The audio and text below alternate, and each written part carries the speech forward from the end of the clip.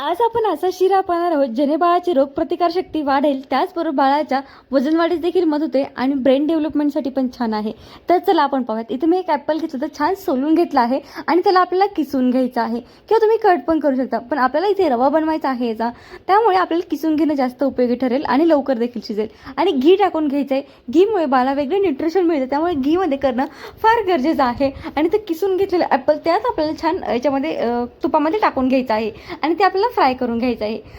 ॲपलमध्ये ना फायबरमुळे पचन सुधारते. नैसर्गिक गोडवा असल्यामुळे साखर घालण्याची अजिबात गरज पडत नाही. विटॅमिन सी आहे याच्यामध्ये, त्याच्यामुळे बाळाची रोगप्रतिकारशक्ती वाढते. आणि ते भाजलेला रवा मी ते टाकून घेते, तो पण आपल्याला छान याच्यामध्ये तुपामध्ये फ्राय करून घ्यायचा आहे. आणि सौम्य असल्यामुळे पोटाला हलके पडते. रव्यामध्ये कार्बोहायड्रेट्स असल्यामुळे भरपूर ऊर्जा मिळते आणि बाळाचे वजन वाढीस देखील मदत होते.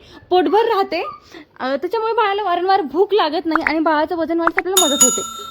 आणि घीमुळे काय होतं ना, मेंदूच्या विकासासाठी उपयुक्त असते. ते छान फ्राय झालं की तुम्ही घट्टसर इथे दूध टाकून घेत आहे. बाळ 1 वर्षाचं असेल तर दूध टाका, बाळ लहान असेल तर पाण्यामध्ये किंवा पाणी तुम्ही टाकू शकता.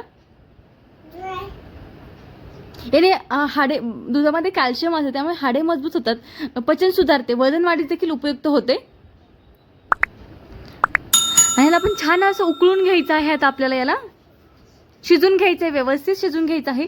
आणि बाळ ना एवढं आवडीने खातं नाही, हे तुम्ही एकदा हे नक्की ट्राय करा. तुमचं बाळ काही खात नसेल वगैरे ना, तर अशी रेसिपी तुम्ही नक्की ट्राय करा. ह्या अगोदर तुम्ही बऱ्याचशा रेसिपी शेअर केल्या आहेत वेगवेगळ्या, त्या देखील ट्राय करा. कारण की माझा बेबी आता माझा पण बेबी आहे, त्यासाठी मी वेगवेगळे फूड बनवते. अगोदर असं व्हायचं की तो काही खात नव्हता, मग मी वेगवेगळ्या रेसिपी ट्राय करत गेली आणि तसं तो खात गेला आणि मी तुमच्यासोबत शेअर करत राहिले. तुम्ही जर अजून छान छान कमेंट केल्या तर अजून छान छान रेसिपी तुमच्यासोबत मी शेअर करेल. तर प्लीज तुमची एक कमेंट, एक लाईक मला खूप मोटिवेशन देऊन जातो. तर प्लीज लाईक, शेअर आणि कमेंट करायला विसरू नका. आणि ते छान थोडंसं पाणी पण टाकून घेतलं होतं, जेणेकरून ते छान शिजल्या जाईल. म्हणून वेट गेनसाठी हे खूप भारी आहे. आणि बाळ तुमचं काही खात नसेल तर हे नक्की ट्राय करा. बाळासाठी पौष्टिक सफरचंद शिरा आता इथे आपला हा असा बनला आहे. वरतून पण तुम्ही घी टाकू शकता किंवा अजून याच्यामध्ये तुम्ही फॉर्म्युला मिल्क पावडर असतं ते देखील तुम्ही ॲड करू शकता. याच्यामध्ये तुम्ही अगदी 6 महिन्याच्या बाळाला पण देऊ शकता, पण अगदी पातळ तुम्ही देऊ शकता. हे पातळ करा. बाळ तुमचं 8 महिन्याच्या पुढील असेल तर तुम्ही असे जे व्हिडिओमध्ये पाहतात तशा पद्धतीने देऊ शकता.